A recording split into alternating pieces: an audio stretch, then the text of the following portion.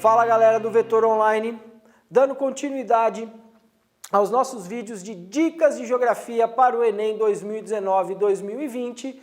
Vamos trabalhar agora o tema de geografia econômica, especificamente geografia econômica do Brasil, com o subtema recursos energéticos.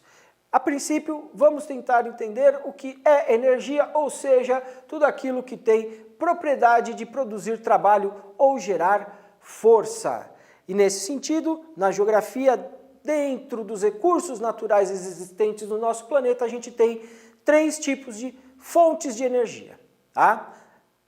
Primeiro, as não renováveis, que são aquelas fontes de energia cuja utilização por nós, seres humanos, a natureza não consegue repor, que é o caso, por exemplo, do petróleo, do carvão mineral, do gás natural e também do urânio para gerar a energia aí nuclear, que a gente conhece popularmente.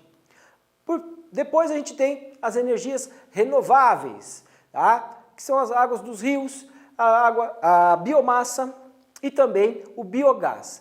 Mas, professor, mas falaram para mim também que dentro das renováveis você tem a solar. Não, a solar está no grupo das inesgotáveis. Qual que é a diferença de uma para outra?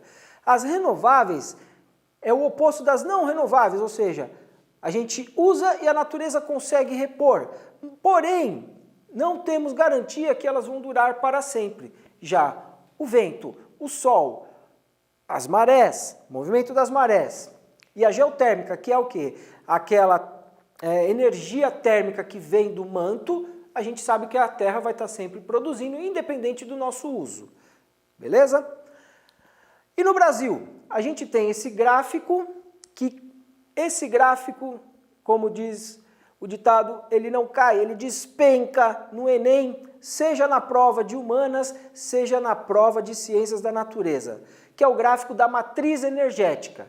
Que é o quê? Aquele gráfico que mostra a distribuição das fontes de energia consumidas de um lugar. Então você sempre vai ver nas provas o gráfico da matriz energética brasileira, assim como o gráfico da matriz energética mundial, podendo vir também denominado como balanço energético. Tá? Então aqui a gente tem dois períodos, 1973 e 2010. Por que 73? 73, lembrando, foi o choque do petróleo, quando o petróleo explode o seu preço.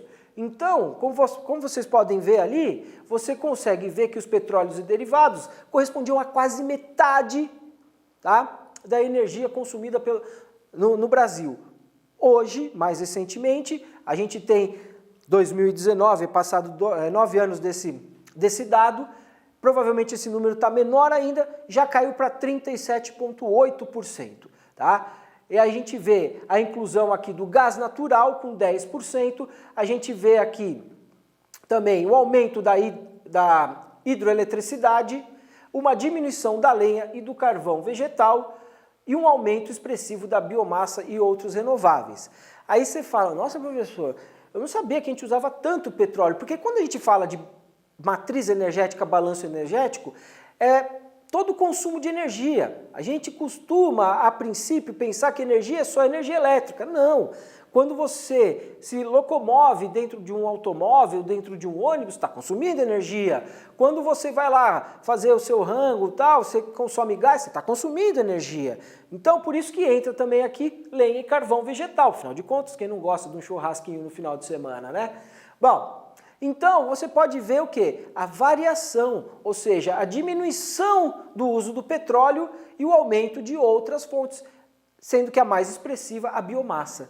Biomassa, né, é tudo aquilo que é que a gente consegue repor, que é vegetal, seja animal, que é orgânico e que a gente consegue transformar em energia. Bom, vamos ver então as principais da onde a gente tira, dos nossos recursos dentro do nosso território. Começando pelo famoso pré-sal. Por que pré-sal? Porque fica uma camada de petróleo abaixo da camada consolidada de sal aqui no assoalho oceânico.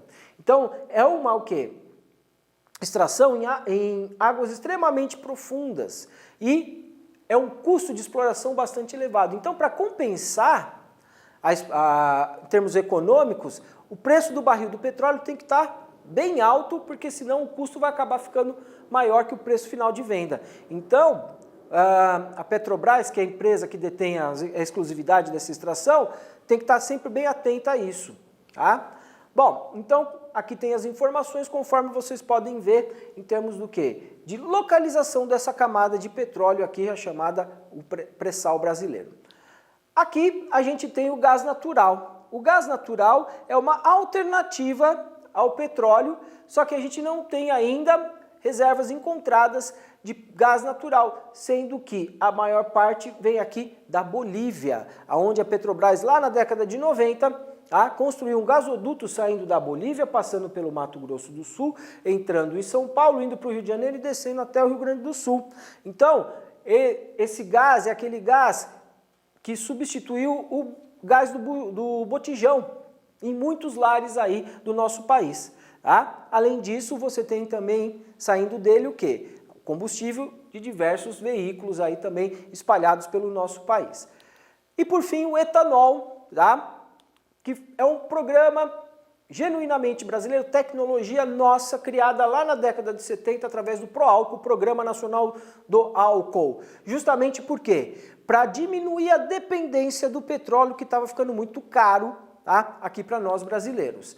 Então, esse programa contou com subsídios governamentais, tanto na produção do combustível, quanto na produção dos carros que viriam usar esse novo combustível, tá? E que ganhou um grande impulso após o segundo choque do petróleo em função da Revolução Iraniana, lá de 1979. Tá? A década de 80 foi o grande boom do uso do carro a álcool, na época, hoje chamado de etanol, só que aí a partir da década de 90...